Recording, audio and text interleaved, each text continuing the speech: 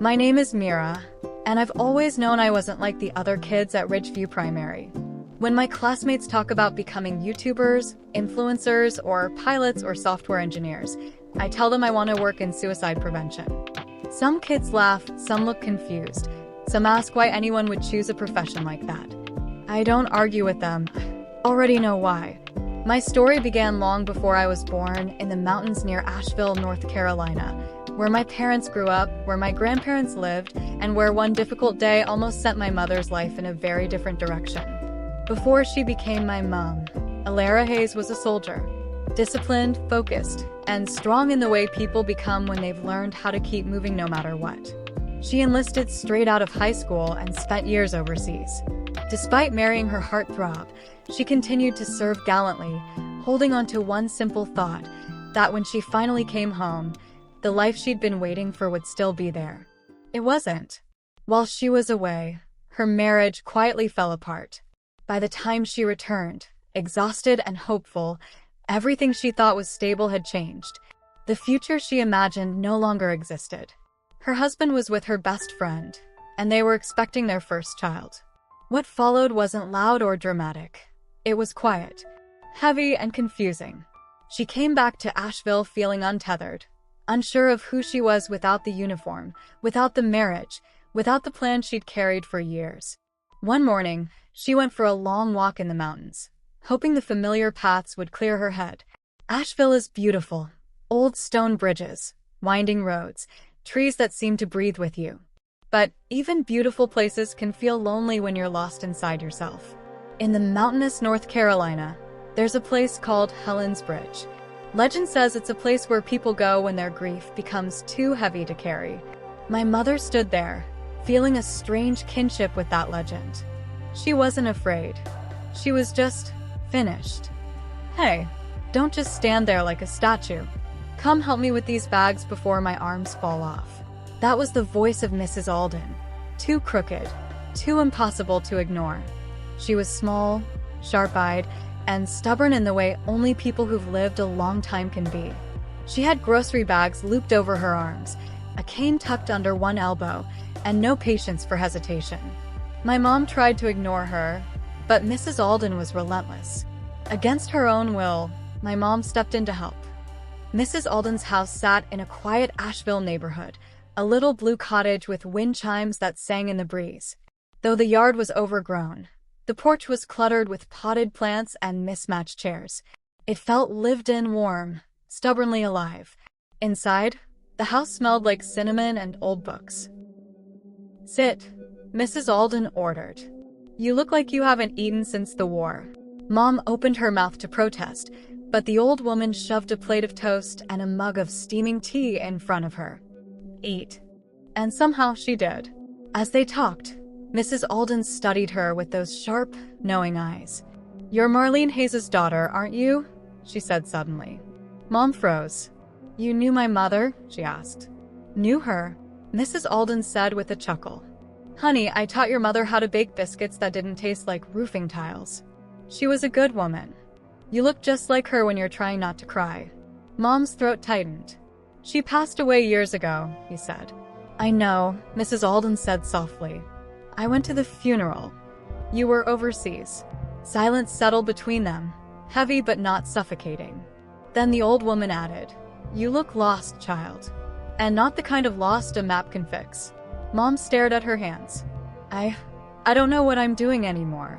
Mrs. Alden reached across the table and patted her wrist. "Then stay here for a bit. Rest. Let the world wait. Stay. Let today be easier than yesterday."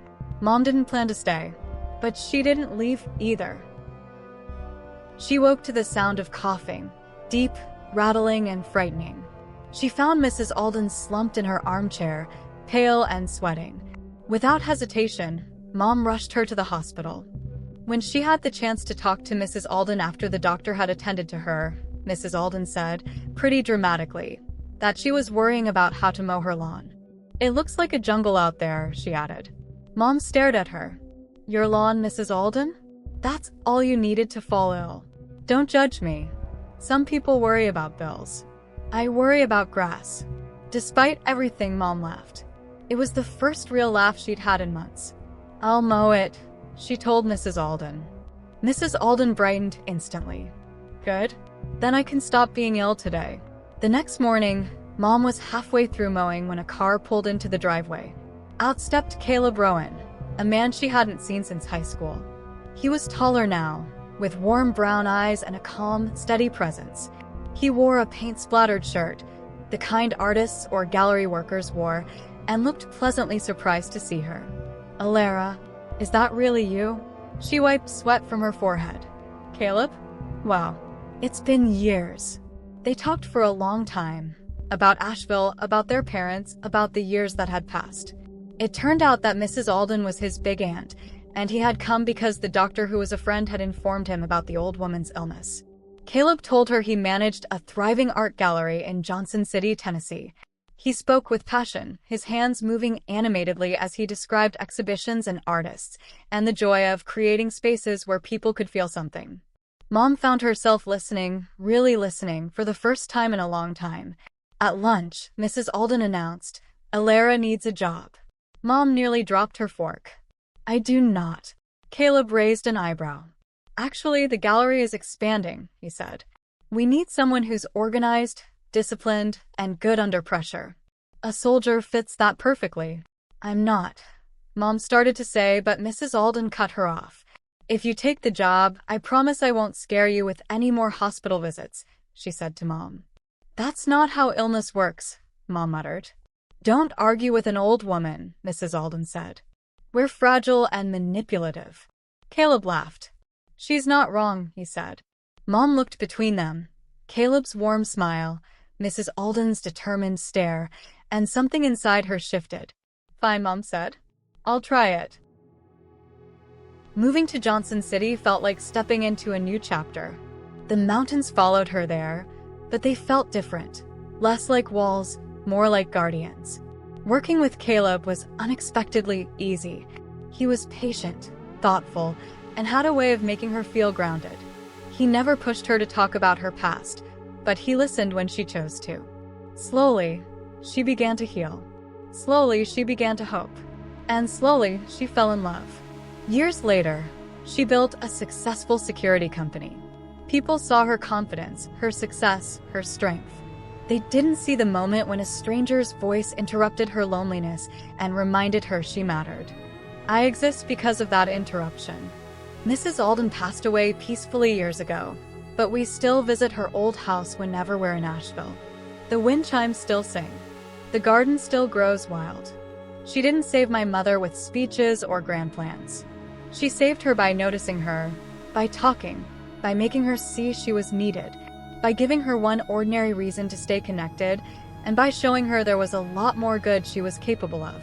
That's why I want to work in crisis intervention. Not because I'm fascinated by sad news, but because I believe in interruption, in conversation, in presence. Sometimes all it takes is one person saying, "Hey, stay. Let the world roam, but stay. Help with this or that." My name is Mira Rowan, and I want to be that voice, the one that reminds people their story isn't finished yet. Because mine almost never began.